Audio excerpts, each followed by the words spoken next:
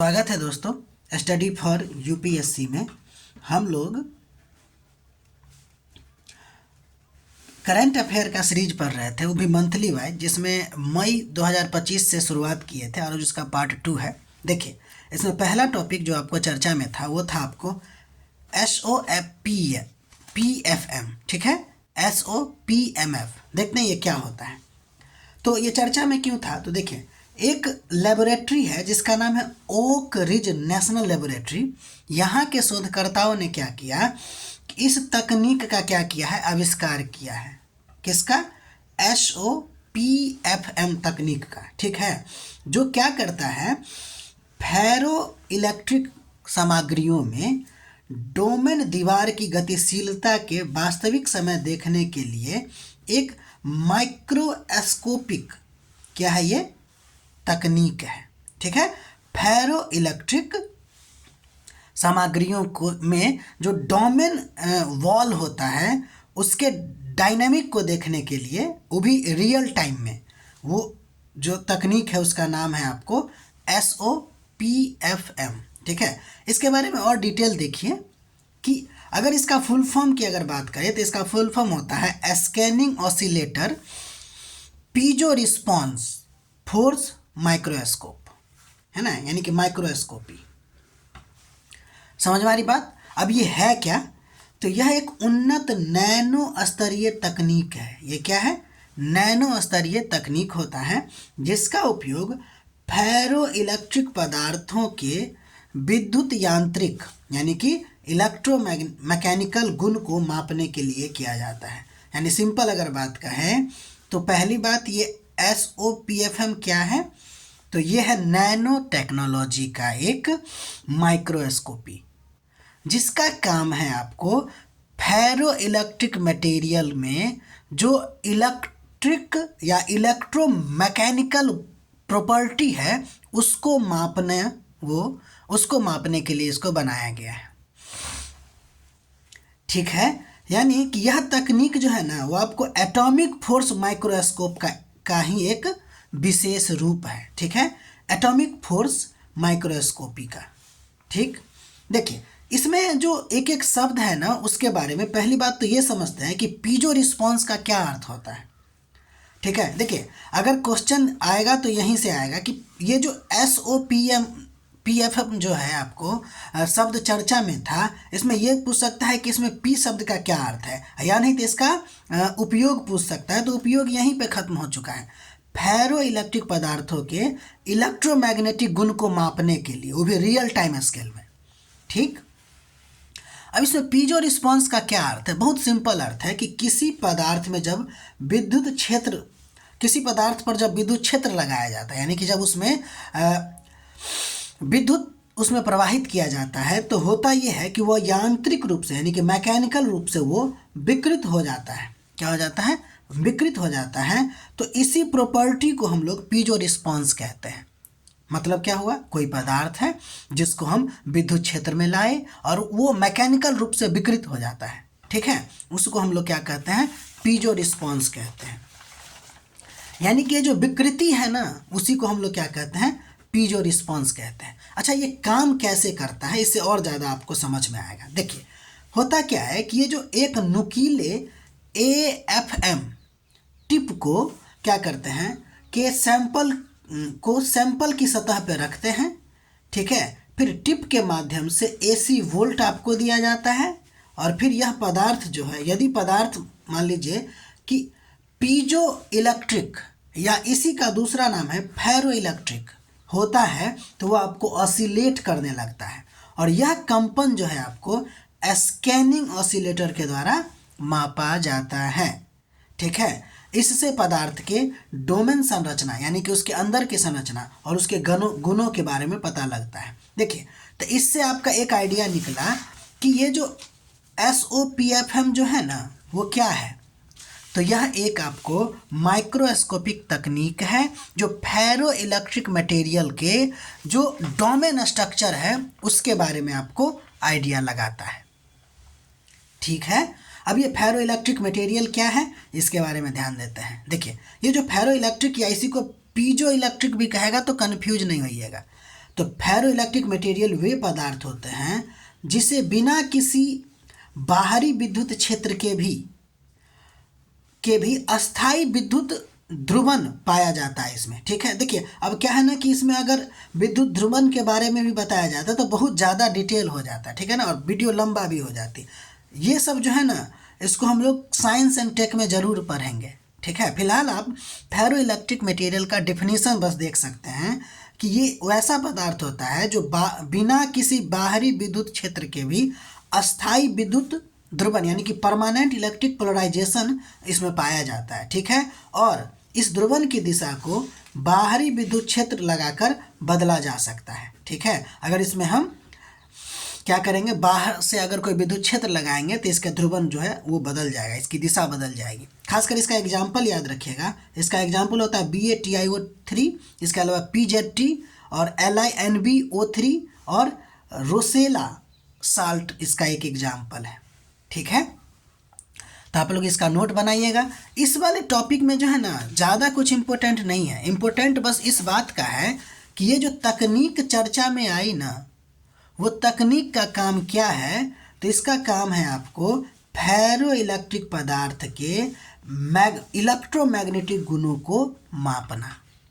ठीक, और फेरो इलेक्ट्रिक पदार्थ आप जान गए क्या होता है। ठीक है, उसका कुछ एग्जाम्पल भी आप ध्यान रखिएगा। अब हम लोग आगे बढ़ते हैं।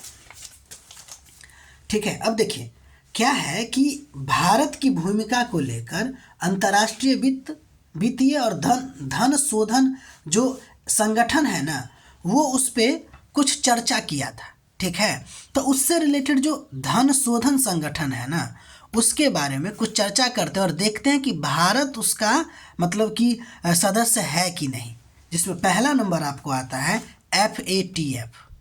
ठीक है, इसका फुल फॉर्म होता है आपको फाइनेंशियल एक्शन टास्क फोर्स। ठीक है ना, देखिए यह एक प्रकार का अंतर सरकारी संगठन होता है यानी कि इंटर गवर्नमेंटल बॉडी होता है जो क्या करता है, जो मनी लॉन्ड्रिंग, आतंकवाद के वित्त पोषण और वेपन ऑफ मास डिस्ट्रक्शन यानी कि WMD के वित्त पोषण को रोकने के लिए वैश्विक मानक तय करता है।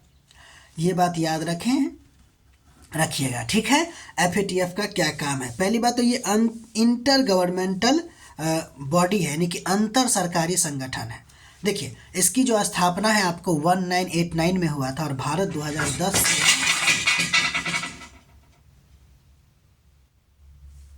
2010 से ही आपको इसका सदस्य था। ठीक है, अगला नंबर जो संस्था है उसका नाम है APG। ये जो APG है ना वह है आपको Asia Pacific group on money laundering. ध्यान दीजिएगा ये जो APG है ना वह आपको FATF के जैसा ही ग्रुप है, बस ये क्षेत्रीय है। ठीक है, देखिए यह FATF का जो है ना क्षेत्रीय सहयोगी संगठन है। तो बताइए इसका काम क्या होगा, डिट्टो FATF के जैसा। ठीक, अब इसमें हमको मेनली देखना ना भारत के सदस्यता को लेकर। तो इसकी स्थापना 1997 में हुआ था और भारत इसके संस्थापक सदस्यों में से एक था। ठीक, अगला नंबर ध्यान दीजिएगा, एक है आपको EAG। क्या है आपको EAG यानी कि यूरेशियन ग्रुप है। ठीक है, ध्यान दीजिएगा ये भी वही है यानी कि FATF स्टाइल रीजनल बॉडी है वही। ठीक है, ये अब इसकी स्थापना 2004 में हुआ था और भारत ध्यान दीजिएगा सदस्य तो नहीं है लेकिन ऑब्जर्वर के रूप में है। भारत है इसके ऑब्जर्वर के रूप में। ठीक है, पूर्ण रूप से सदस्य नहीं है। ठीक, इसके अलावा एक और है आपको संगठन चर्चा में है, उसका नाम है BCBS यानी कि basal committee on banking supervision. ध्यान दीजिएगा इंडिया इसका फुल्ली मेंबर नहीं है, हालांकि RBI इसके ऑब्जर्वर के रूप में काम करता है। देखिए ये जो टॉपिक आपको बताया गया वो इस बात में इम्पोर्टेंस रखता है कि ये सब जो आपको संगठन बताए जैसे कि FATF, APG और इसके साथ ही आपको EAG और BCBS, क्या भारत इसमें से सदस्य है किसी का या नहीं, क्वेश्चन ऐसे पूछ सकता है आपको, ठीक है। तो ध्यान दीजिएगा, ऑप्शन के अकॉर्डिंग अगर आपको मिले कि EAG भी सदस्य है लेकिन ये नहीं है, तो उस समय के लिए वो सही हो सकता है, क्योंकि अकॉर्डिंग टू क्वेश्चन ध्यान दीजिएगा कि BCBS जो है ना, उसमें भारत का कोई रोल ही नहीं है, उसमें सीधे RBI जो है वो ऑब्जर्वर स्टेटस रखता है। लेकिन कम से कम यहाँ भारत तो ऑब्जर्वर स्टेट है, देश है, तो देश एक तरह से यहाँ पे सदस्य हो सकता है, लेकिन ये तो केवल RBI की बात करता है। जब आप क्वेश्चन देखिएगा तो और ज़्यादा समझ में आएगा, ठीक है। अगला नंबर बढ़ते हैं और हम रेबीज के बारे में पढ़ते हैं। हुआ ये कि ये चर्चा में क्यों था, तो केरल की एक लड़की थी जिसको एक कुत्ता ने काट लिया था, टीकाकरण भी किया गया, उसके बावजूद भी रेबीज से मृत्यु हो गई थी। बहुत दुखद घटना है, लेकिन अब ये चर्चा में आ गया रेबीज के बारे में, तो हम लोग इसको पढ़ेंगे। देखिए, पहली बात कि यह एक प्रकार का घातक, वो भी विषाणु जनित, और भी कौन सा, RNA है ना, RNA वायरस रोग है ये, ध्यान दीजिएगा। RNA वायरस, वायरस में दो प्रकार, DNA और RNA। तो पूछेगा कि रेबीज जो है वह किस प्रकार का मतलब वायरल डिजीज है, तो हम कहेंगे RNA वायरल डिजीज, ठीक है। जो खासकर किसको करता है, तो केंद्रीय तंत्रिका तंत्र को प्रभावित करता है, और यह जो रोग है आपको वह रेबीज वायरस के कारण होता है, ठीक है। अच्छा, ध्यान दीजिएगा यह फैलता कैसे है, तो यह मुख्य रूप से 99 मामलों में कुत्ता के काटने से फैलता है, लेकिन केवल कुत्ता के काटने से ही नहीं फैलता, बिल्ली के, बंदर के, चमगादड़ के, लोमड़ी के, इस सब के काटने से भी आपको फैल सकता है। क्या चीज़, रेबीज। ध्यान दीजिएगा, इसका प्रमुख लक्षण क्या है, तो बुखार है, सिर दर्द होता है, और जहाँ काटता है वहाँ पे जलन होता रहता है, नोचता बहुत ज़्यादा रहता है, ठीक है ना। तो ये प्रारंभिक लक्षण है, लेकिन उसके बाद का लक्षण ये है कि जब आपको ये बहुत ज़्यादा मतलब दूसरे स्टेज में पहुँच जाता है, तो हाइड्रोफोबिया, एरोफोबिया हो जाता है, यानी कि पानी से डर, हवा से भी लोग डरने लगता है, ठीक है। अच्छा, ध्यान दीजिएगा कि काटने के बाद, अगर मान लीजिए कि काटा और तुरंत बाद आपको क्या करना है, तो घाव को तुरंत साबुन और पानी से 15 मिनट तक धोना है, और फिर रेबीज का वायरस, रेबीज वैक्सीन, और फिर रेबीज इम्यूनोग्लोबिन का जो वैक्सीन है, अगर गंभीर मामला है तो वो लेना पड़ता है, ठीक है, नहीं तो रेबीज का वैक्सीन लेना पड़ता है, ठीक है। काटने के बाद जो ये सब प्रक्रिया करते हैं ना, उसका नाम होता है आपको PEP, यानी कि पोस्ट एक्सपोजर प्रोफाइलैक्सिक, है ना, इसको कहते हैं, ठीक है। बस इतना याद रखिएगा, ठीक है। ये बहुत इंपॉर्टेंट बात है, लग रहा होगा कि वैसे ही पॉइंट लिख दिए हैं, ऐसा नहीं है।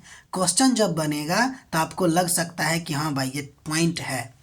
ध्यान दीजिए, एक एक्स्ट्रा फैक्ट कि WHO का लक्ष्य है कि 2030 तक हम लोग डॉग मेडिएटेड रेबीज डेथ जो है उसको हम लोग 0 करेंगे, यानी 2030 तक WHO का लक्ष्य है। एक और बात ध्यान दीजिएगा, रेबीज का मामला कुत्ता काटने से सबसे ज़्यादा भारत में है, विश्व स्तर में सबसे नंबर 1 पे हम लोग आते हैं, ठीक है। तो ये रहा मई का करंट अफेयर, ठीक है ना, मंथली वाइज जो हम लोग चल रहे थे। पार्ट 2 है, अभी 1-2 पार्ट और आने वाला है इसका। लगभग हम ना मई में 30 टॉपिक आपको देंगे, केवल मई का ही, ठीक है, जो एकदम VVI होगा, ठीक है। तो इतना आप लोग नोट बनाइएगा, पढ़ते रहिएगा, और हमारा प्रयास अगर आपको अच्छा लगता है लोग तो लाइक कीजिएगा, सब्सक्राइब कीजिएगा और शेयर कीजिएगा, ठीक है। मिलते हैं अगले वीडियो में।